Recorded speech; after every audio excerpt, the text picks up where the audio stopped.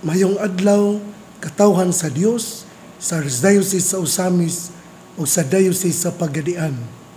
Akong timbaya sa mga mag-uuma ug mga mananagat. Ato gayod nga iampo ang atong mga kardinal tungod kay sila andam nga mopili og bag-o nga Santo Papa. Atong iampo nga ang Espiritu Santo moabot sa ilang kinabuhi aron sila giyahan kung kinsa gayod ang angayan nga modumala sa Katoliko Romano. Ako usab nga timbaya niadtong mga debutos ni Senyor ni Santa Cruz. Kita sayod nga dinhi sa Archdiocese sa Osamis adunay 4 ka parokya nga gasaulog sa kapistahan. Niadtong adlawng Sabado, Pitsa 3, ang parokya sa Gango, Osamis City, ang parokya sa Panaon, Misamis Occidental, ang parokya sa Talairon, Oroquitas City. O ingon man usab karong Pitsa 7, adlaw nga Miyerkules, ang parokya sa Santa Cruz dina sa Looc Plaridel, Misamis Occidental. Ako nang gisulti tungod kay ato magong makita ang mga matuohon nga aduna gayoy lawom nga pagtuo dina sa atong Ginoo. Ginaingon nga ang krus maoy taytayan gikan sa yuta ngadto sa langit. Nindot kaayo kining sambingay tungod kay usa kini kapamaagi aron atog yung masabtan ang kahulugan sa krus. Upadayon kita. Ako miingon nga atong ipadayon ang atong debosyon aron kita makapakita nga kita mga matuohon. Ako di ang timbaya sa mga street sweepers, sa ato usab nga mga garbage collectors, sa ato usab nga mga nagdumala nga ng mga karinderya, hinaot nga kamo anaa gayod sa mayong panglawas ug nakapadayon sa pagpangalagad alang sa mga kabus nga katawhan sa Dios. Ako pong timbaya sa ato nga sa ato nga mga electorates mupili na day kita og bag-o nga mga mudumala sa ato nga tagsa-tagsa kalungsod, siyudad, probinsya, kongresman ug senador. Atong iampo nga unta adunay kahayag sa Espiritu Santo nga mugiya kanato aron kita tagaan sa maayong panguna-una ug makapili kita sa tao nga angayan nga mudumala o mudala sa renda sa pagagamhanan nga may mudala kanato padulong sa kaayuhan, padulong sa progresibo nga lungsod ug dakbayan. Karong adlawng Lunes, Mayo 5, ang atong ebanghelyo atong kutloon sumala sa ebanghelyo ni San Juan. Sa pagkasunod adlaw, ang mga tao nga nagpabilin sa tabok sa lanaw nakakita nga usara kasakayan ang nahabilin didto. Nasayod sila nga si Jesus wala mo sakay sa sakayan uban sa iyang mga tinun-an nga nanggikan nga sila ra. Hinuon didto'y ubang sakayan gikan sa Tiberias nga nanunggo dool sa dapit din ang mga tao mikaon sa pan. Tapos magkapasalamat ang Ginoo sa pagkakita sa mga tao nga si Jesus wala didto niyang iyang mga tinun-an na nakay sila sa mga sakayan o dangadto sa Capernaum aron pagpangita kaniya. Sa nakaplaganan nila si Jesus dito sa tabok sa lanaw, mingon sila kaniya, magtutudlo, kanus ka pa, mahiabot dinhi. Si Jesus mitubag, sultihan ko kamo, nangita kamo kanako, kay nakakaon man kamo sa pan, og nangabusog, og dili tungod kay nakasabot kamo sa mga milagro nga akong nahimo. Ayaw kamo paghago alang sa kalanon nga madunot, kundili sa kalanon nga mulungtad ngadto sa kinabuhing walay katapusan. Kining kalanuna ihatag kaninyo sa anak sa tao, kay gipatikan man siya sa Dios nga Amahan sa timaan sa iyang pag-uyon. Busa gipangutanan nila siya, unsay among buhaton aron pagtuman sa gisugo sa Dios. Si Jesus mitubag, kini ang buhaton nga ipabuhat sa Dios kaninyo, nga mutuo kamo sa iyang gipadala. Ebanghelyo sa atong Ginoo, daygon ikaw o Kristo. Ang atong ebanghelyo, gahisgot gayon og usa ka maanindot nga leksyon. Nindot yun kaayo kay ang mga tao murag nangindahay man yun nga makatagbo og makakita sa atong Ginoo. Sa dihang sa sunod adlaw ni adto sila, nagpabilin sila sa tabok sa lanaw, ug ilang nakita nga wala didto ang Ginoo, ug nagpangutan-anay sila. Gusto sila nga makakita sila sa Ginoo, ug busa ilag yun nga gipangita ang atong Ginoo. Nanakay sila sa mga sakayan ug nangadto sa Kapernaum aron ilang madiskubrihan kung asa gayon ang Ginoo.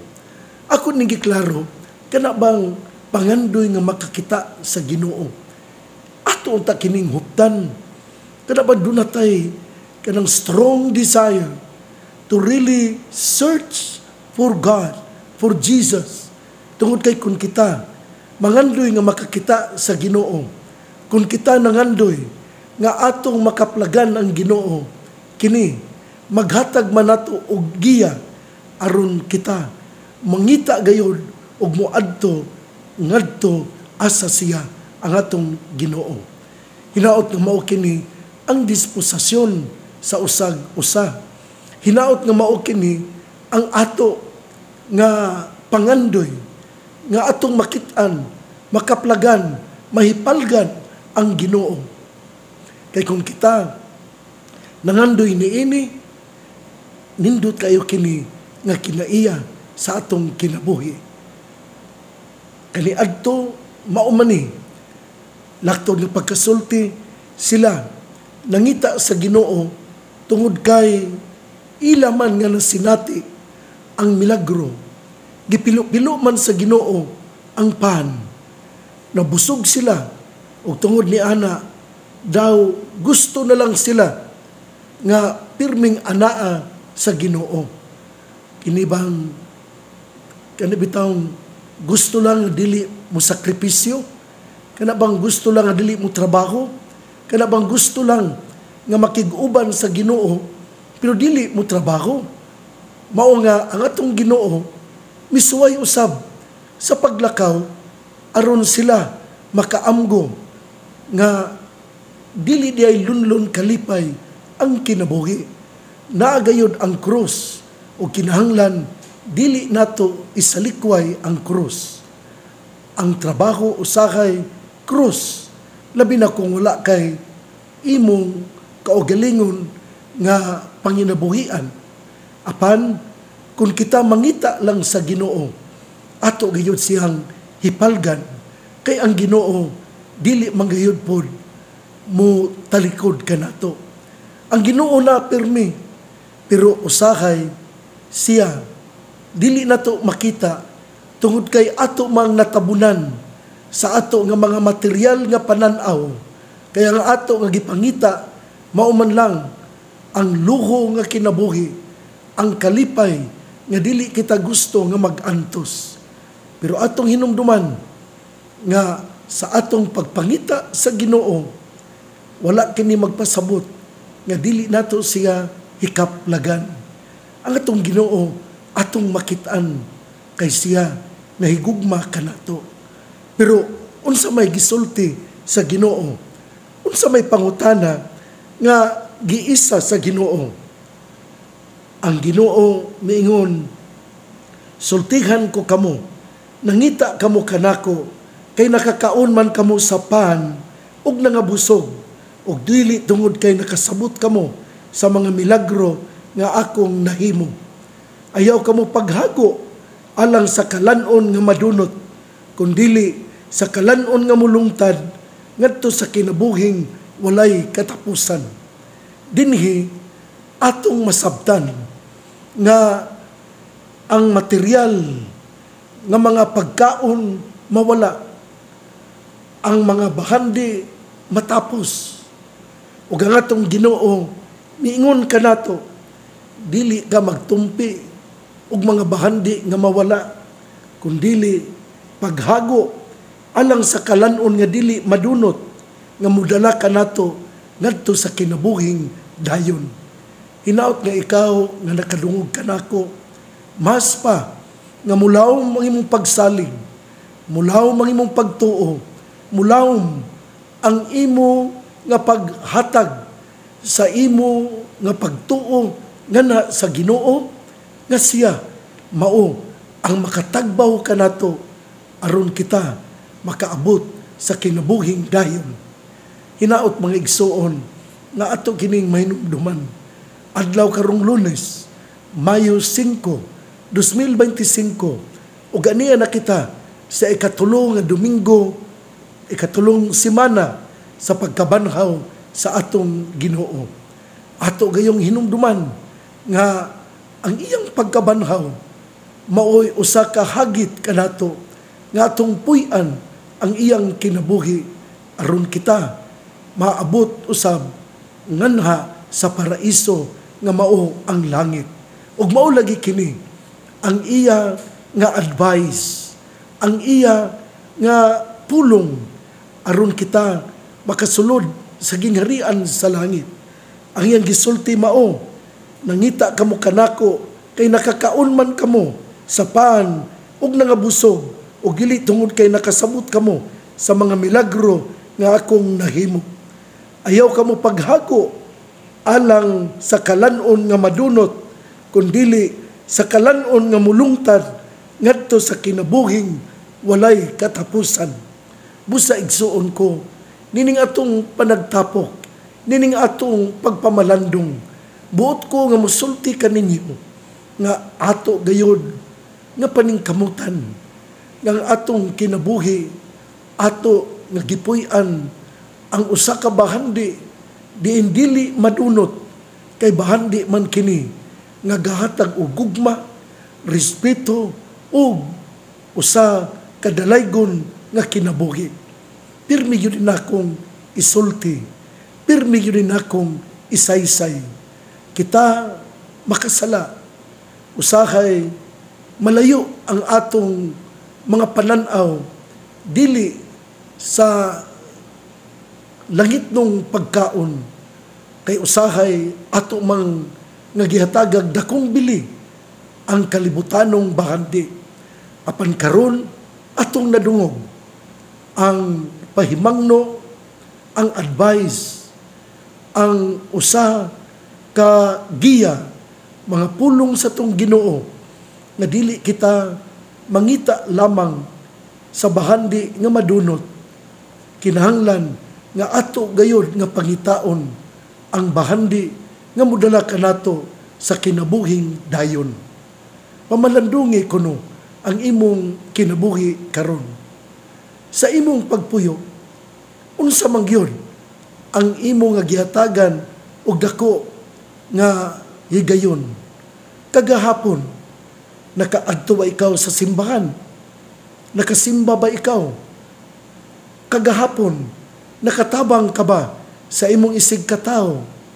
Dunay miduol kanimo naghangyo og pakitabang. Imo ba nga gitabangan? Wa mo ko magpasabot, wa man ko muingon nga imong ihatag ang tanan. Pero depende pod kini sa atong pagtuo. Ang akong punto mao ra gayon. nga kita mupaambit, mutabang kay kini pagpakita sa kinabuhi nga ang ato di ay nga giandaman dili para nining kalibutana, kay kining kalibutana dili man ang kinatibuk-an nga ato nga pagapuy-an. Kining kalibutana sinugdanan lamang sa lain nga kinabuhi nga mao ang pagpakig-uban sa atong Ginoo. We are only pilgrims of this earth. Our true home is heaven. Pero makaadto lamang kita, makasulod kita sa gingharian sa langit kung ang atong gitrabaho dili bahandi nga madunot, kun dili bahandi nga magdala kanato sa kinabuhing dayon. Kanindot unta, no? Kung mao kini ang ato nga gipanghuna-huna, padayon kita sa atong paglawig.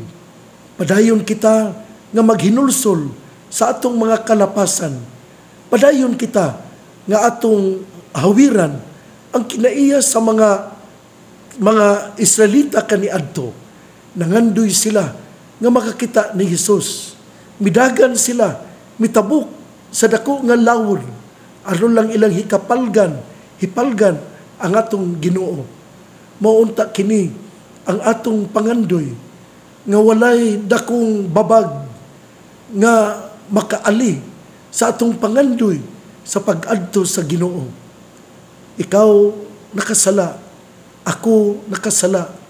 Usahay ang garbo, dili ang garbo maoy mo babag aron kita mo adto, aron mo kumpisal sa atong mga sala ngadto sa pari. Hinaot nga ato kining ipaligid ang bato sa garbo aron kita makasinati sa gugma o pasaylo sa atong Ginoo. Igsuon, ang mayong balita, maong pulong ni Jesus, ang ayang pamation, pamalandungan, o paningkamutan nga mapuy-an. Bulahan ang tao nga namati sa pulong sa Ginoo. Sama siya sa kahoy nga gitanom, daplin sa usa ka sapa, kansang dahon, dili gayud malaya. Timpo sa timbunga, siya mamunga. Igsuon, ugma na usab. Ako diayong pasalamatan ang orphanage nga gidumala ni Sister Aida Bano uban sa iyang mga St. Joseph Sisters. Nalipay kayo ako nga misaulog sa piyesta ni Senyor San Jose. Ug niana usab nga adlaw, Mayo 1, ako usab nga gi-install si Reverendo Padre Joniver Ondo Roma, isip kura paruko dinha sa St. Joseph Archdiocesan Shrine dinha sa Sinakaban. Ngadto sa mga matuohon dinha sa Sinakaban, salamat sa inyong pagdawat kang Reverendo Padre Joniver Ondo Roma. Si Father Ondo Roma adunay daghan kaayo nga mga posisyon kaniadto. Siya ang bursar ekonomos, siya ang chancellor, siya ang finance officer sa Archdiocesan Commission on Education. Siya usab ang kuta shrine kaniadto. Karon ako siyang gitudlo nga kura paruko dinha sa Sinakaban sa Archdiocesan Shrine ni St. Joseph dinha sa Sinakaban, Misamis Occidental. Sa tanan nga mga matuohon sa PPC, salamat kaayo ninyo sa Sinakaban. Very active. Salamat usab ni Sir Glenn Duhinio, ang atong principal sa St. Joseph High School dinha sa Sinakaban. Ngadto sa tong Mayor Delio Lood, ingon man usab kang Ma'am Gloria. Salamat kaayo Ma'am Gloria Chu. Salamat usab kaayo ninyong tanan nga mga teachers, mga PPC officers sa choir nga mikanta panahon sa instalasyon sa mga batanon nga misayaw panahon sa Gloria o sa Santos. Ako kapasalamat kaninyo. Ninyong tanan ako moingon, padayon nga kita mamahimong aktibo sa atong parokya. Ang Ginoo nakakita sa atong mga maayong buhat. Ngadto kang Father Ondo padayon. Ngadto usab ni Father Emmanuel Pudyutan nga amo nga gi-install nga padrikura kagahapon Mayo 4 adlawng Domingo alas 9:30 sa kabuntagon. Father Emmanuel Pudyutan, padayon sa imong pagka makugihon ug sa imong pagka maayo nga amahan dinha sa lungsod sa Bonifacio sa parokya ni San Vicente Ferrer. Ikaw gihatagan sa Yahweh aron ikaw mo'y moabli sa ganghaan sa kasing-kasing sa katawhan aron ilang dawaton ang atong Ginoo. Ikaw, Padre Eman Pudyutan, ang bag-ong kura sa Bonifacio, akong hangyoon nga imo gayud nga adtuon ang mga kabaryuhan ug imong dadon ang atong Ginoo aron maalimahan ang ilang espiritual nga kinabuhi. Ngadto sa ato nga PPC dina sa Bonifacio, salamat kaayo. Daghan kayong mga tao nga mitimbaya o mihatag sa ilang congratulations ngadto ni Father Iman Pudyutan. Hinaot nga mutambayayong o musuporta kamo padayon sa inyong mga maayong gawi.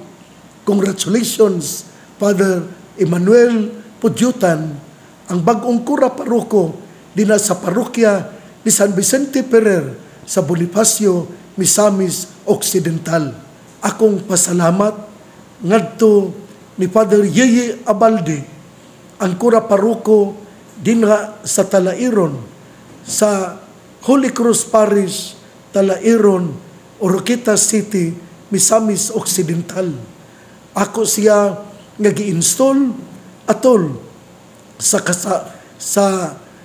sa pagsaulog sa bisperas sa piyesta ni Santa Cruz, Mayo 2. Ingon man usab akong pasalamat sa ato nga bag-ong na-install nga padrikura dina sa Gango, si Reverendo Padre Tony Sagrado.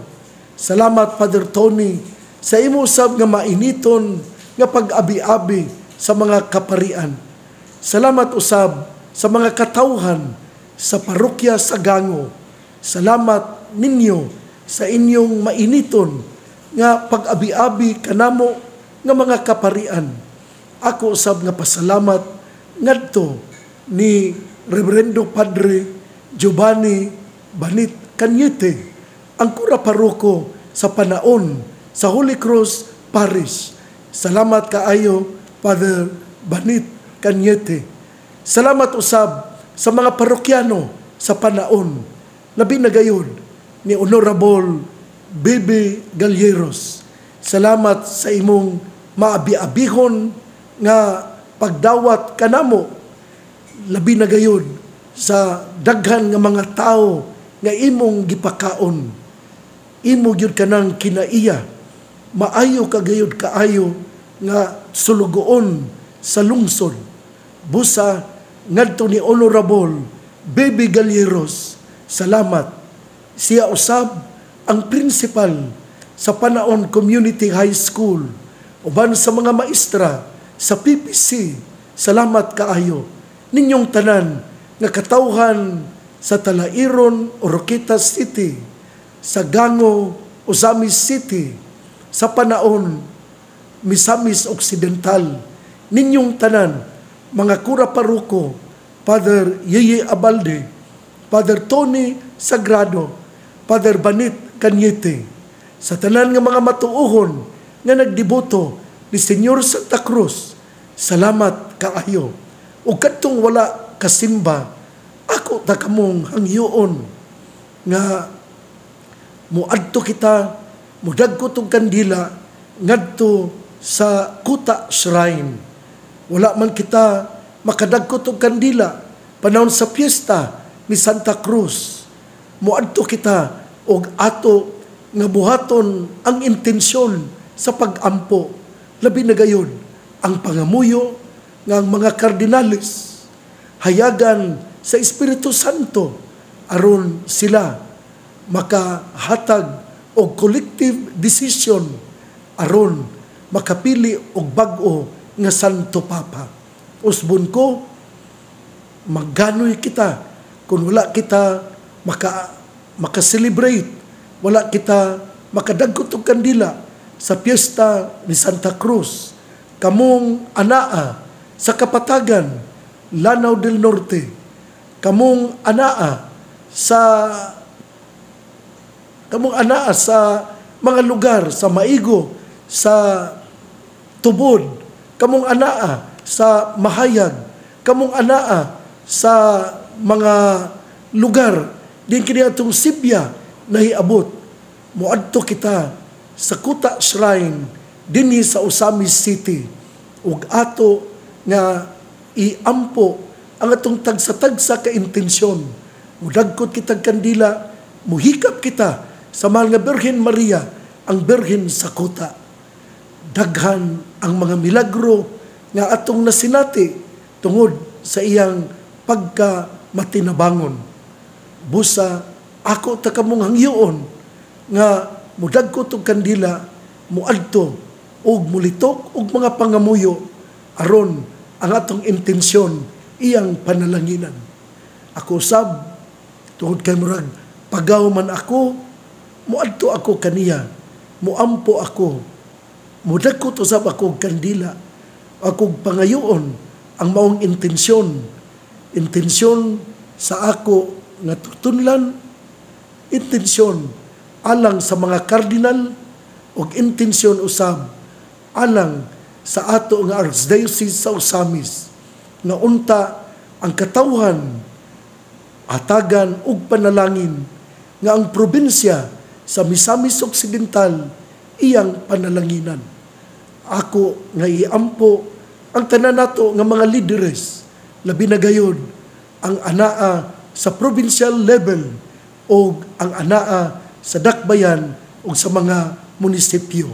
Ninyong tanan, ako moingon ang pangaliya sa mahal nga Birhen Maria nga gisangpit sa mga misamisnon nga Birhen sa Kuta, ang Ginoo magapanalangin kanatong tanan. Sa ngalan samahan sa Anak ug sa Espiritu Santo. Amen. Padayon kita nga magampo. Ang pagampo maoy mugiya kanato aron kita dadon padulong sa iyang gingharian.